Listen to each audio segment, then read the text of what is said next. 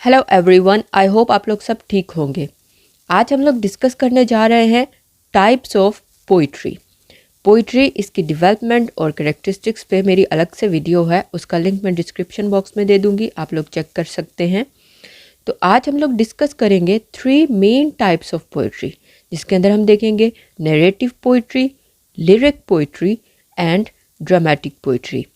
उसके अंदर हम इसकी सब टाइप्स भी डिस्कस करेंगे, जिसमें हम नरेटिव पोइट्री की subtypes, epic, ballad and Arthurian romances को डिस्कस करेंगे। दैन लिरिक पोइट्री की subtypes, sonnet, ode and elegy को डिस्कस करेंगे। एंड ड्रामेटिक पोइट्री की सब टाइप्स, ड्रामेटिक मोनोलॉग और सोलिलोक्वी को डिस्कस करेंगे। तो चलिए आज का लेक्चर हम स्टार्ट करते हैं। Types of poetry.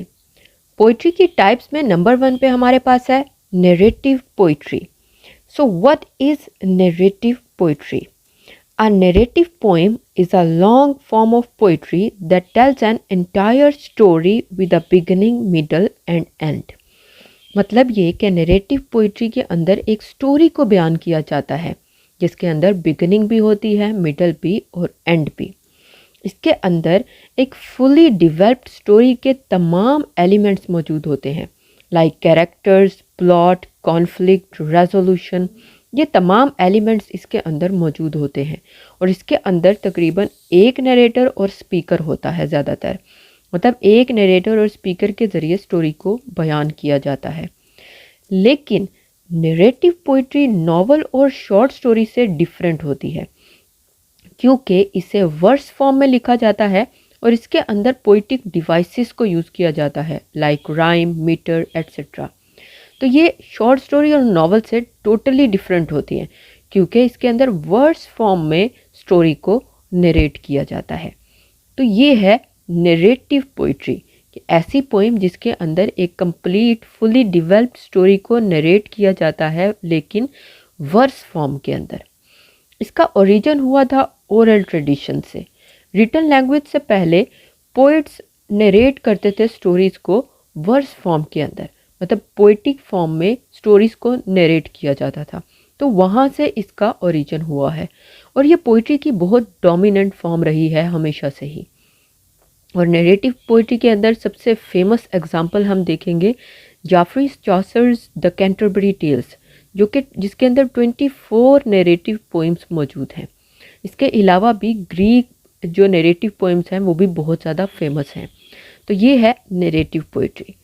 इसकी डिफरेंट टाइप्स हैं, जिसमें नंबर 1 पर है epic, then ballad and then Arthurian romances. So first sub type is epic. What is an epic? Epic word आया है ग्रीक टर्म एपोस से, जिसका मतलब है स्टोरी, वर्ड और पोएम। तो एपिक कहते हैं एक लॉन्ग नरेटिव पोएम को, जिसके अंदर पास्ट के किसी भी कैरेक्टर या हीरो के एक्स्ट्रा ऑर्डिनरी डीड्स और एडवेंचर्स को बयान किया जाता है। मतलब किसी भी कैरेक्टर के एक्स्ट्रा ऑर्डिनरी कामों को बयान किया जाता है एपिक पोइट्री के अंदर। और इसकी फेमस एग्जांपल हमारे पास है जॉन मिल्टन्स पैराडाइज लॉस्ट, जिसके अंदर एडम और ईव के बारे में बयान किया गया है और सैटर्न के बारे में। तो ये है epic poem, a long narrative poem. Second subtype is ballad. What is a ballad? Ballad word आया है फ्रेंच वर्ड बैलड से, जिसका मतलब है to dance. So ballad is a song that tells a story. Ballad के अंदर एक story को बयान किया जाता है, लेकिन इसके अंदर म्यूजिकल क्वालिटी भी ऐड की जाती है। सॉन्ग फॉर्म में स्टोरी को बयान किया जाता है। ये है ballad, a song that tells a story. उसके अलावा इसकी फेमस एग्जांपल है lyrical ballads by William Wordsworth, the ancient mariner by S T. Coleridge और बहुत सारी फेमस एग्जांपल्स हैं बैलेड की। And third subtype is Arthurian romances. France के अंदर 12th सेंचुरी में ये बहुत ज़्यादा फेमस थे। यह नरेटिव पोइट्री की एक फॉर्म है, जिसके अंदर किंग आर्थर्स के एडवेंचर्स को या रोमांस को बयान किया जाता है। मतलब उनसे रिलेटेड एडवेंचर्स को या रोमांस को बयान किया जाता है। کہا جاتا ہے کہ کنگ آرتھر 5th اور 6th سینچری میں انگلش رولر تھے، تو وہ اپنی فائٹنگ کی وجہ سے اور بیٹلز کی وجہ سے بہت زیادہ فیمس تھے. تو رائٹر ان کے بارے میں لکھتے تھے، ان کے ایڈونچرز، ان کے رومانس کے بارے میں لکھتے تھے. تو یہ ہیں آرتھریئن رومانسز، جس کے اندر کنگ آرتھر کے ایڈونچرز کو اور رومانس کو بیان کیا جاتا ہے، نریٹ کیا جاتا ہے سٹوری کی فارم میں.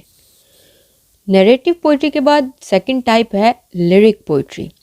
جب بھی ہم ورڈ لیرک کو سنتے ہیں تو ہمارے مائنڈ میں سانگ یا میوزک آتا ہے، تو لیرک پوئٹری بھی اسی طرح کی ہے. یہ ورڈ آیا ہے گریک انسٹرومنٹ لائر سے. تو لیرک پوئٹری کیا ہے؟ Lyric poetry refers to a short poem often with song-like qualities that expresses the speaker's personal emotions and feelings. مطلب یہ کہ لیرک پوئٹری ایک شارٹ پوئم ہوتی ہے جس کے اندر اسپیکر کی پرسنل ایموشنز کو اور فیلنگز کو بیان کیا جاتا ہے، لیکن سانگ لائک کوالٹیز کو یوز کرتے ہوئے. مطلب یہ کہ سانگ کی طرح کی ہوتی ہے یہ، لیکن اسپیکر اپنی پرسنل ایموشنز کو یا فیلنگز کو بیان کرتا ہے.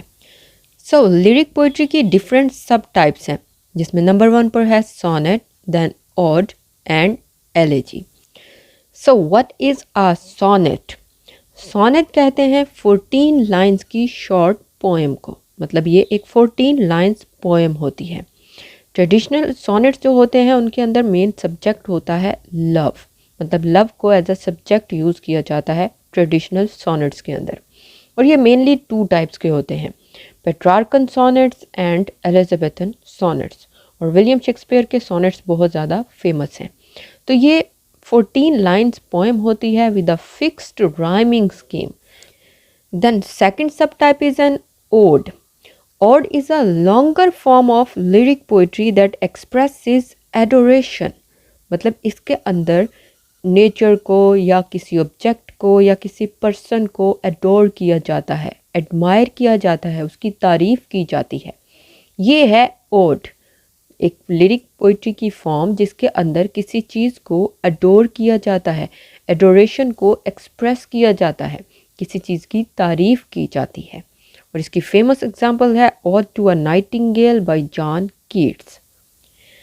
And third sub type is ایلیجی. ایلیجی آیا ہے گریک ورڈ ایلیکوس سے، جس کا مطلب ہے سانگ آف مارننگ. سو ایلیجی کہتے ہیں ایک سیڈ پوئم کو usually return to praise and express Sourav for some one who is dead. مطلب اگر کوئی مر گیا ہے، اس کے دکھ کو، صدمے کو بیان کرنے کے لیے یہ پوئم لکھی جاتی ہے. یہ ایک سیڈ پوئم ہوتی ہے. اور ایلیجی کی فیمس ایگزامپل ہے ایڈونس بائی پی بی شیلی، جسے جان کیٹس کی ڈیتھ پر لکھا گیا تھا. اور پوئٹری کی تھرڈ ٹائپ ہے dramatic poetry. What is dramatic poetry? Dramatic poetry is a form of poetry that is written in verse and meant to be recited in public or acted out.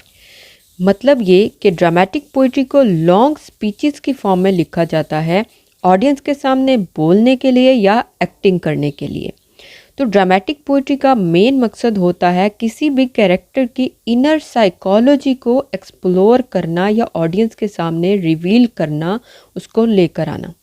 اور یہ character کو audience کے سامنے لے کر آتا ہے اس کی پرسنالٹی کو ڈسکرائب کرنے کے لیے. اسپیچز کے ذریعے، ایکشنز کے ذریعے ڈرامیٹک پوئٹری ایک سین کریٹ کرتا ہے یا پلاٹ، ڈرامہ کی طرح کا ایک پلاٹ کریٹ کرتا ہے. تو ڈرامیٹک پوئٹری میں مینلی ایکٹنگ کی جاتی ہے لانگ اسپیچز کی فارم میں، لیکن یہ ورس فارم میں ہوتا ہے. مطلب ڈائلاگس جو ہیں وہ پوئٹک فارم میں ہوتے ہیں. اور ڈرامیٹک پوئٹری کی 2 سب ٹائپس ہیں، جس میں نمبر 1 پر ہے dramatic monologue and سولیلوکوی. Dramatic monologue کیا ہے؟ ڈرامیٹک مونولوگ کہتے ہیں ایک اسپیچ کو جس کے اندر کیریکٹر اپنے انر سیلف کو ریویل کرتا ہے ایک یا 2 دوسرے کیریکٹرز کے سامنے، جس کو آڈینس دیکھ نہیں پاتی، لیکن اسپیچ کے ذریعے انر سیلف کو ریویل کرنا ڈرامیٹک مونولوگ کہتے ہیں اس کو. مطلب کیریکٹر دوسرے کیریکٹرز کے سامنے اپنے انر سیلف کو ریویل کرتا ہے اسپیچ کے ذریعے. اسے کہتے ہیں ہم ڈرامیٹک مونولوگ. اور اس کی فیمس ایگزامپل ہے ایزرا pounds the river merchants wife. اور ڈراماٹک مونولوگ کے بعد سیکنڈ سب ٹائپ ہے سولیلکوی. سولیلکوی کہتے ہیں خود کلامی کو. اس کے اندر کیریکٹر اپنے مائنڈ کے اندر جو بھی چل رہا ہوتا ہے اس کے بارے میں بول رہا ہوتا ہے، بول کے آڈینس کو بتا رہا ہوتا ہے. مطلب یہ کہ جو اس کی ڈیپ ڈیزائرز ہوتی ہیں، فیئرز ہوتے ہیں، موٹیویشنز ہوتی ہیں، ان کے بارے میں بول کر آڈینس کو بتا رہا ہوتا ہے. خود کلامی کر رہا ہوتا ہے، اپنے ساتھ بات کر رہا ہوتا ہے، مائنڈ کے اندر جو بھی چل رہا ہوتا ہے وہ بول کر بتا رہا ہوتا ہے. تو یہ ہے سولیلکوی. اور ولیم شیکسپیئر کی سولیلکویز بہت زیادہ فیمس ہیں، لائک رومیو اینڈ جولیٹ کے اندر، ہیملیٹ کے اندر اور باقی پلیز کے اندر بھی. تو یہ ہیں پوئٹری کی 3 مین ٹائپس. امید ہے آپ کو سمجھ آئی ہوگی. آج کے لیے اتنا ہی. میں ملوں گی اپنی نیکسٹ ویڈیو میں. تب تک کے لیے خدا حافظ.